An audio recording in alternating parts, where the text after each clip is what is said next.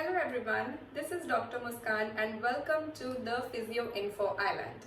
Those who are new to this channel, I would like to introduce that this is the channel where you will get to see a lot of informative videos related to physiotherapy. So physiotherapy students, do not forget to subscribe. Okay. So in the previous video, we have discussed about the gait cycle and the first phase, which was the stance phase. Now it's time for the second phase, which is the swing phase. So without wasting any more time, let's start the video. So swing phase. मैंने previous video में भी ये discuss किया था कि swing phase एक ऐसा phase होता है जिसमें जो फीट है वो ग्राउंड के साथ कांटेक्ट में नहीं होता, वो एयर में ही रहता है। और स्विंग फेज के तीनों इवेंट्स में जो फीट है वो बिल्कुल भी टच नहीं करेगा ग्राउंड के साथ, वो एयर में ही रहेगा। और जो स्विंग फेज है it makes up the 40% of the gait cycle, जो रिमेनिंग 60% है वो स्टांस फेज में होता है। तो स्विंग फेज में फर्दर ऑन 3 फेजेस होते हैं, 3 इवेंट्स होते हैं, initial swing, mid swing and late swing. Initial swing को acceleration period and late swing को डी एक्सेलरेशन पीरियड भी बोल देते हैं। अभी इनिशियल स्विंग फेज में हो क्या रहा है, जब हमारा स्टांस फेज एंड हुआ था वो एंड हुआ था टो ऑफ के ऊपर। तो टो ऑफ में कौन सी जॉइंट रेंज ऑफ मोशंस थी, डू यू रिमेंबर? ये हम अपनी प्रीवियस वीडियो में डिस्कस कर चुके हैं।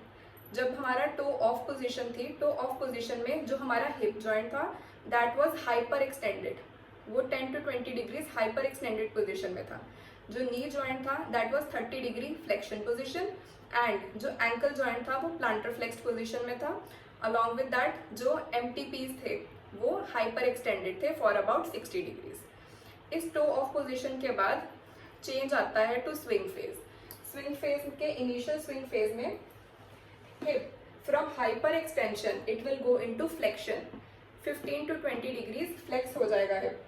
जो नी है वो 30 डिग्रीज फ्लेक्शन से 60 डिग्रीज फ्लेक्शन में चला जाएगा and the ankle will be in plantar flex position to about 10 degrees. जैसे आप देख सकते हो कि जो फीट है वो ग्राउंड से लिफ्टेड है, वो कॉन्टैक्ट में नहीं रहेगा।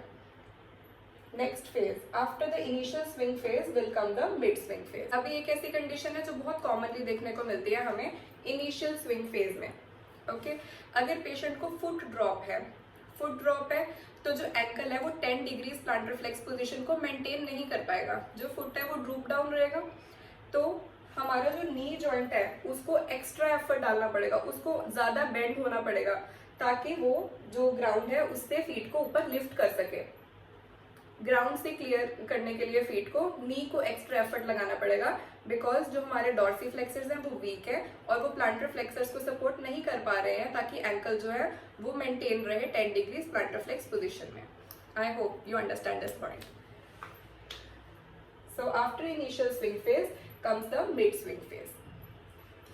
अब मिड स्विंग फेज में क्या हो रहा है, ये लिम्ब हमारी बॉडी से पीछे है, जैसे कि आप ये वाली वीडियो में देख सकते हो।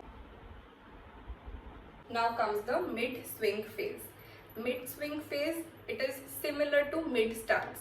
Mid stance में क्या हो रहा था कि जो हमारी ipsilateral leg थी वो हमारी बॉडी के डाउनवर्ड्स आ रही थी, beneath आ रही थी बॉडी के। Same happens in the mid swing. In initial swing जैसे कि आप वीडियो में देख सकते हो कि जो लेग है वो हमारी बॉडी से पीछे है। मिड स्विंग में क्या होगा कि वो बॉडी के पैरेलल आ जाएगी। ओके, तो चाहे वो एयर में ही है लेग पर वो हमारी बॉडी के बीनीथ आ जाएगी।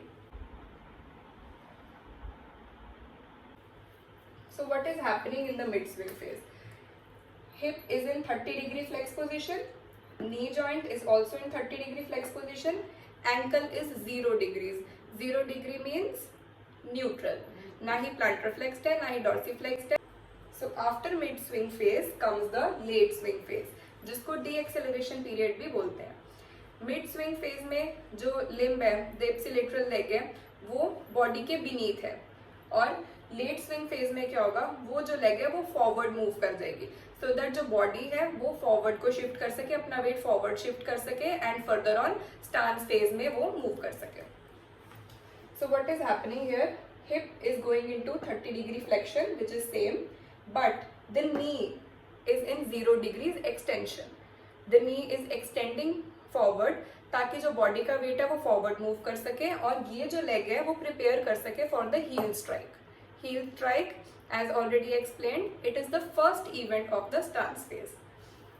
Also, the ankle is same, it is in 0-degree neutral position. What is happening here is maximum hip flexion, which is paired with knee extension, so that body can move forward and the weight can be shifted easily, so that कि जो leg है वो easily heel strike को कर सके.